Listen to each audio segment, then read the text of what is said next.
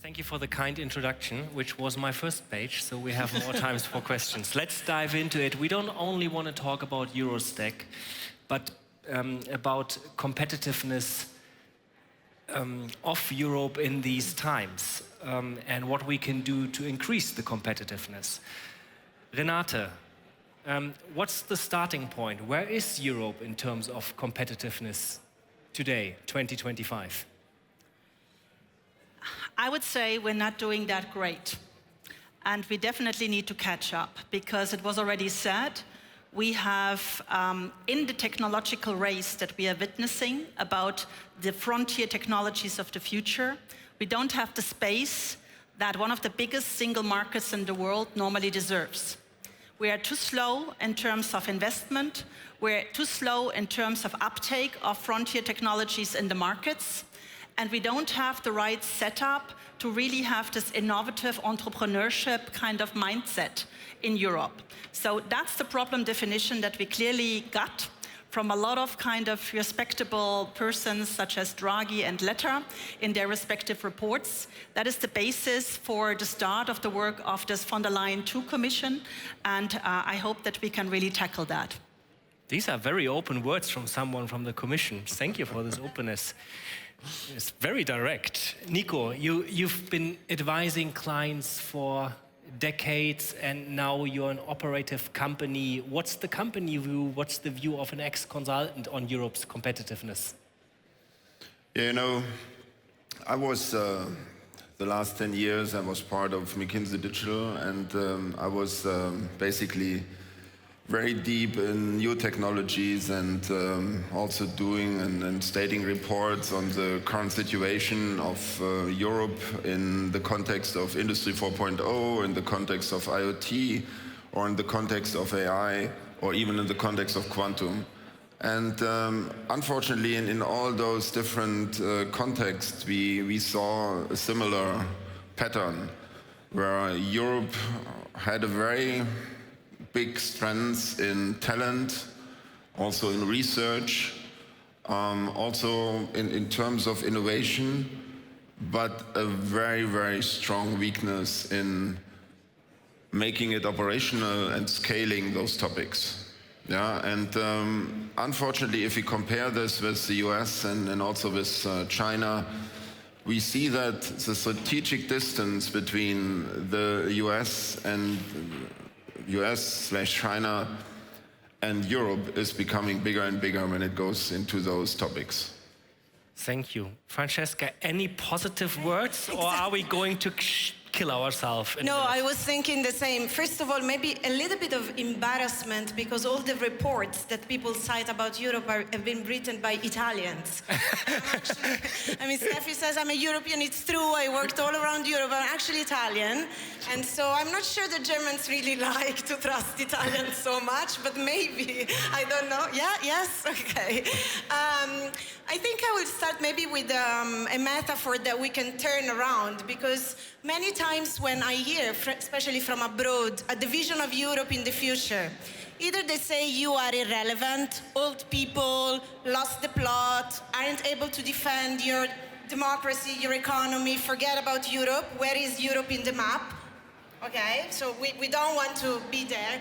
Or they say, yeah, fantastic, Europe is this museum, open-air museum. Obviously, I come from Rome, I live next to the Colosseum, so I know exactly what that means.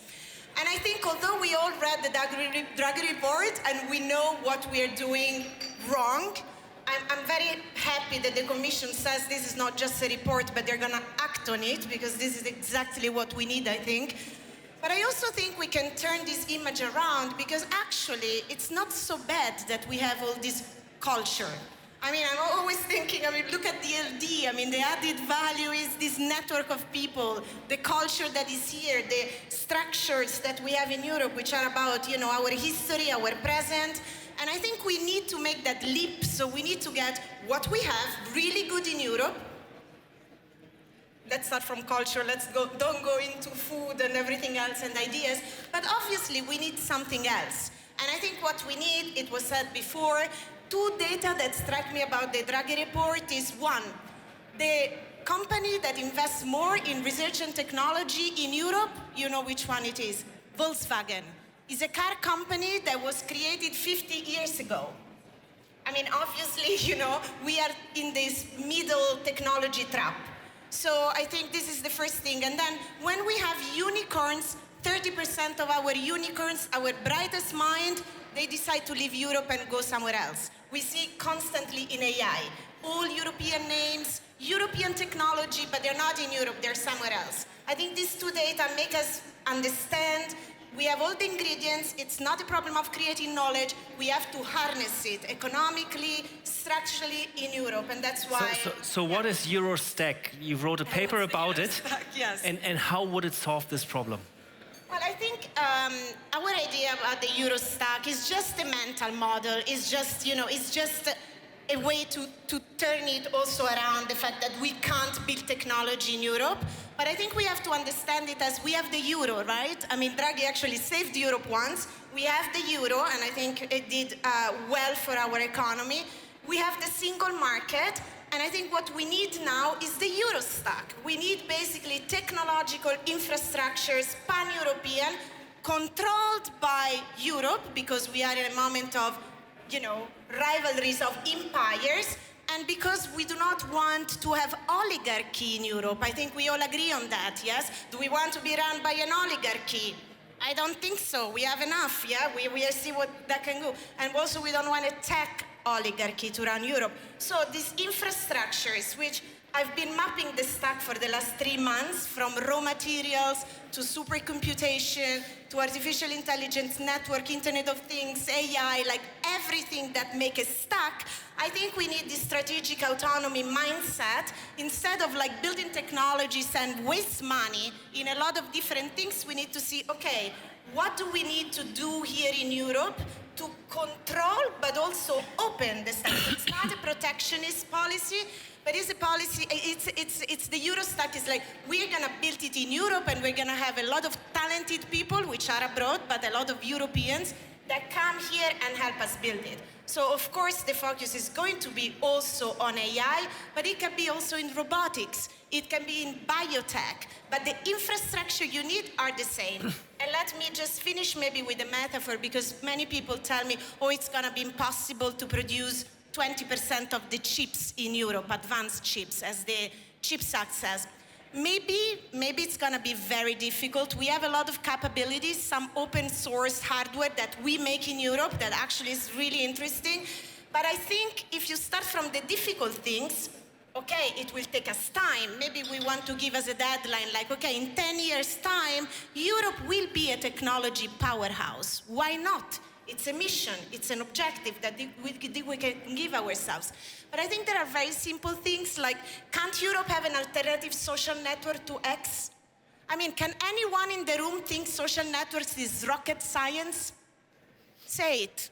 Is it rocket science to have a social network that operates according to the laws of a continent and that protect our data, our autonomy, and our freedom? Is this rocket science? I believe here, just in DLD, there are enough people that can make that work. Thank you. Now, maybe this is super optimistic, but I believe we can do it. Thank you. Niko, from a practitioner's point of view, let's say we get the 800 billion from Draghi, and they all get dropped in something that a framework called EuroStack. What do you think? Yeah, you know, We get all the 800 billion. We take it all for technology. Yeah, Draghi will understand it. I'm pretty sure he's Italian, so from that perspective. No, but just to be very, very open here. So the concept of the EuroStack, I think, no doubt, this is exactly something, in theory, what we need. If you go layer by layer through the EuroStack and you ask and do an evaluation where we are at the moment in Europe, we are actually nowhere. We have to say this. We are actually nowhere. And if it takes another 10 years until we catch up, then the US and China, they are gone.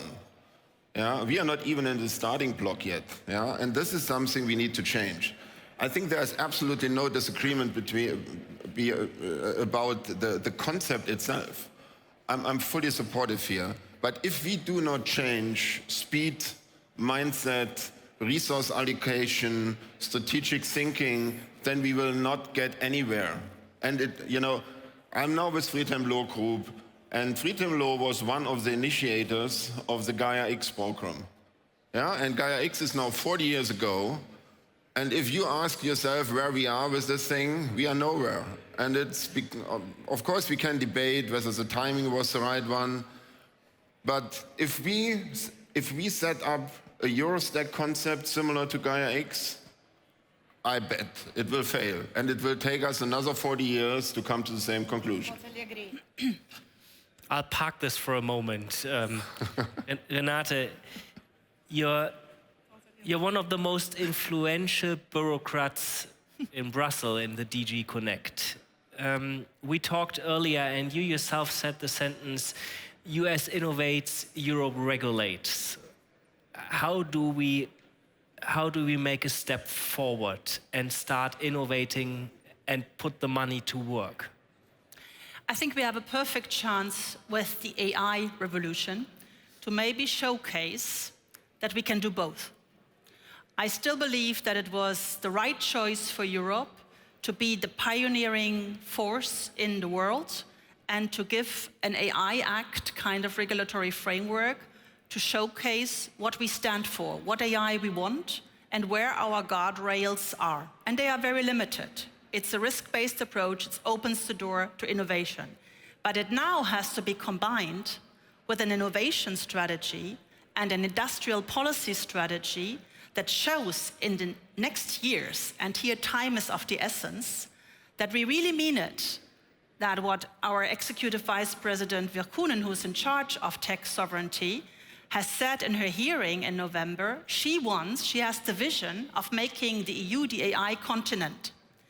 We have certain industrial areas where we are still very strong.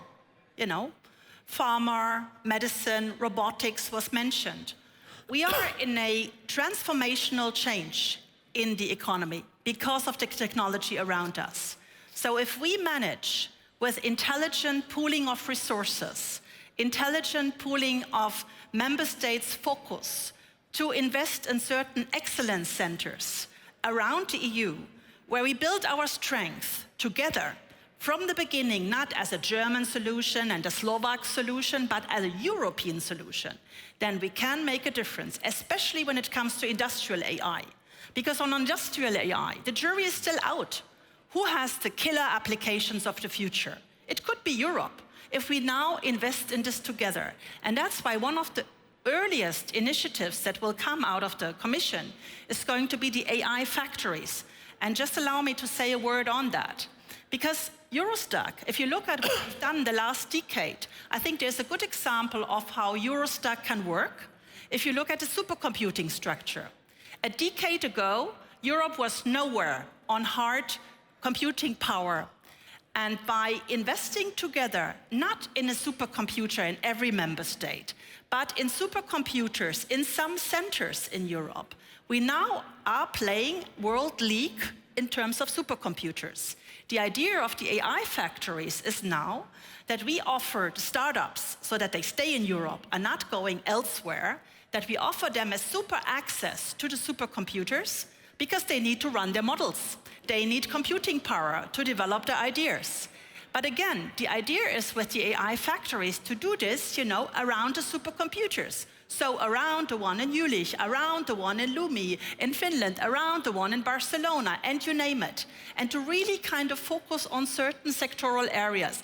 That's a smart way of advancing together. That's also what we did on the chips. We've learned it really the hard way in the last years. Because what we experienced with COVID, with the Russian war in Ukraine, is a little bit the end of naivety in Europe. Because we thought, we are open, we want to export, and we will just be a global player, multilateral rules-based, and it will all be fine. It is no longer fine. And we learned it the hard way, what it means to have supply chains that you are totally dependent on, and if you don't have your stack on your sovereign issues in a strategically autonomous way ready to go.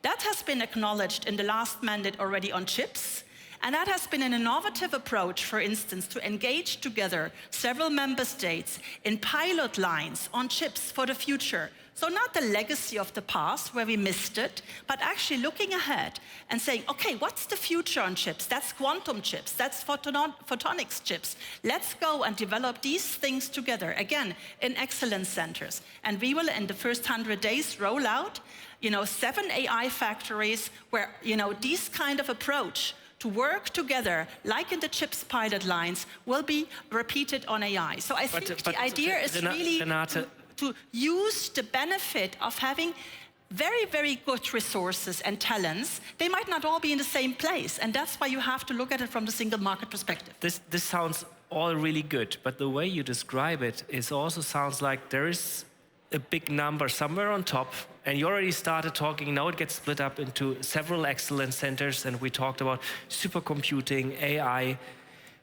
Will it not end up like usual at the very bottom where the work is being done? It becomes very fractioned, it becomes very small, and we are competing. We had OpenAI today on stage with companies that have massive amounts of money. Are we not confident enough to make really big bets on 1, 2, 3 companies?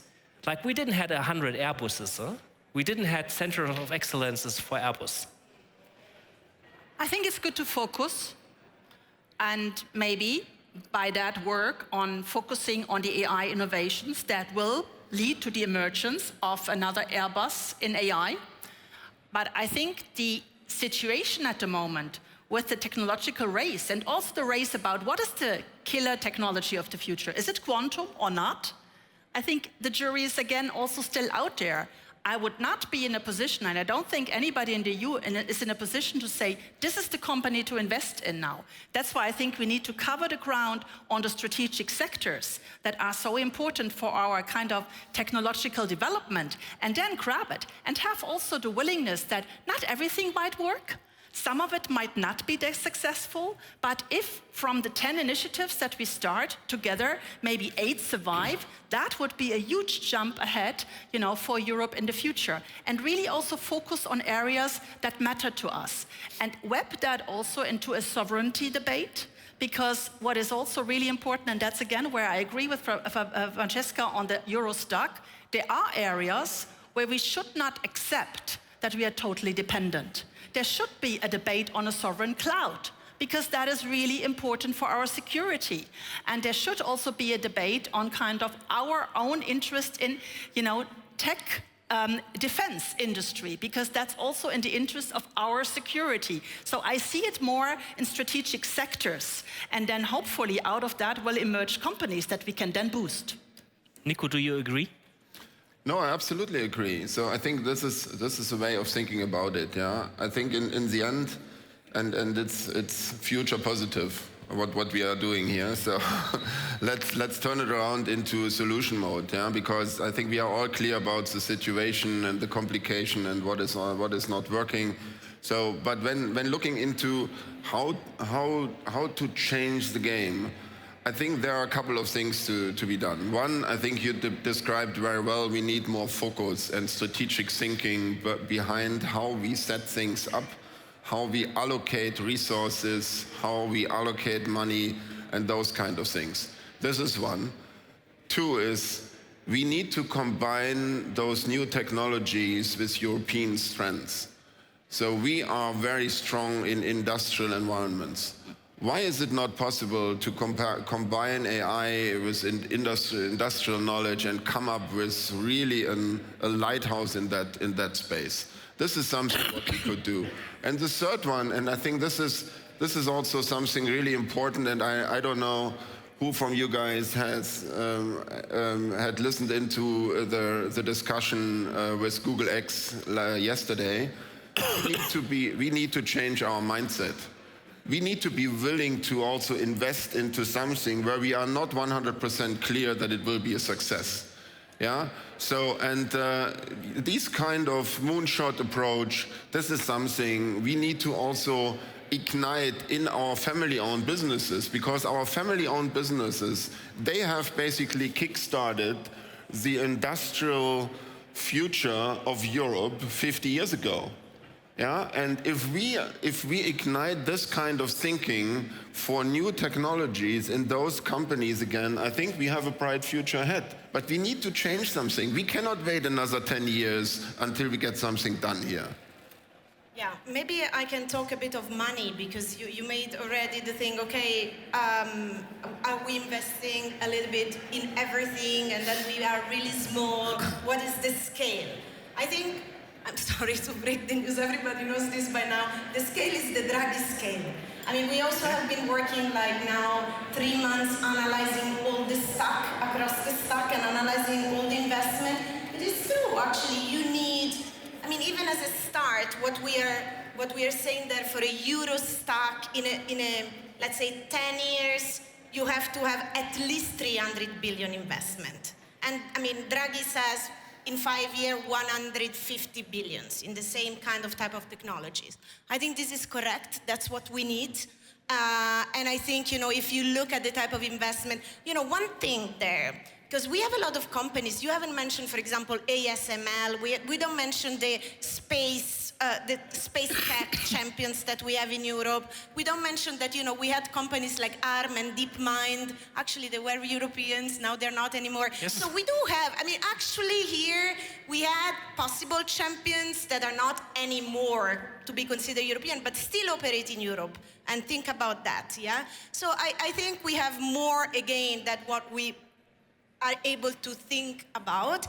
But this investment is important because the monopolization that we see happening now, I mean, the monopoly power of these companies, the integrated stack, I mean, you know it. It's all proprietary chips, proprietary data centers, proprietary AI, and it's true. Microsoft is investing, for example, only in 1 year, 80 billion now in the next generation, you know, AI cloud, AI data centers. So we see the numbers. There is a gap, but still this cannot be, we can't keep saying, oh, we can't do it. Because then we end up like giving everything and completely capitulate to Elon Musk. I'm sorry, I'm Italian. I think it's a very big mistake to give access to space, secure infrastructure communication, which is key for our national security as Europeans, to Elon Musk. At the moment. This is strategically not okay.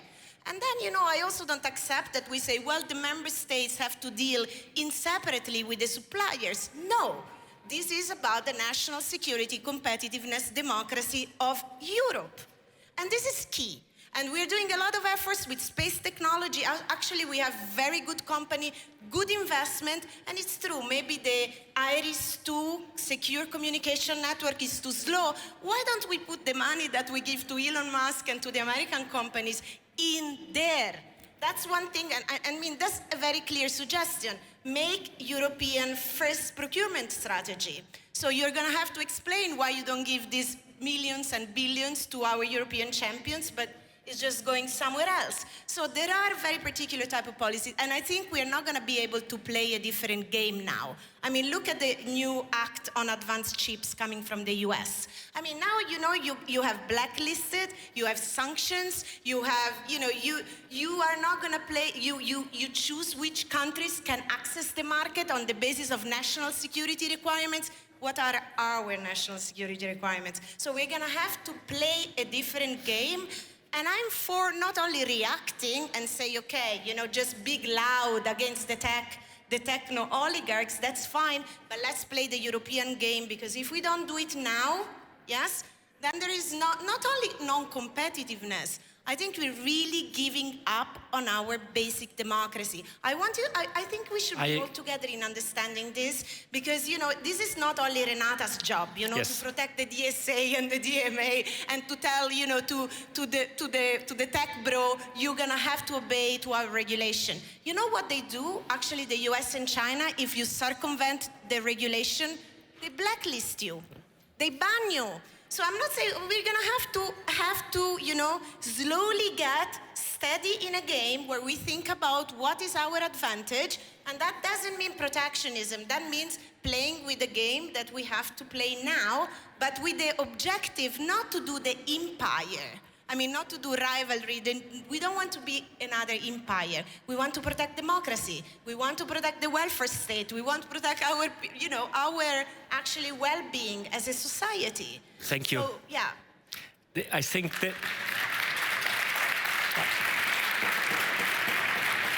I couldn't agree more, and the discussion about how much protectionism we should have would be a wonderful one for the next DLD. The stopwatch has turned red, but I want to stop on a positive note, and I'm stealing, no, it's called copying, a question Steffen Drüssler has asked earlier today in a panel. By 2030, so roughly at DLD's 25th anniversary, where will Europe be a leader? Very, very brief, because we are well over time and I see Steffi sweating already. Niko, where will we be a leader? Let's be ambitious. Yeah, we have to be a leader in supercomputing and industrial AI. That would help us a lot. Very good. Renate?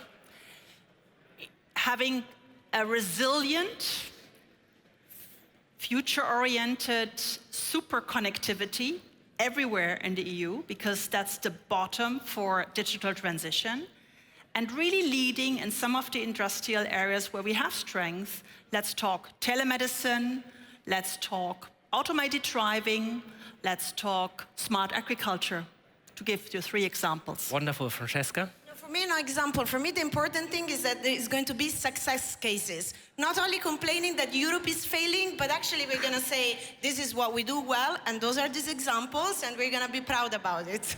That is very future positive. Thank you all. We continue the discussion next year. So this was your first DLD, but not the last one. Thank you all.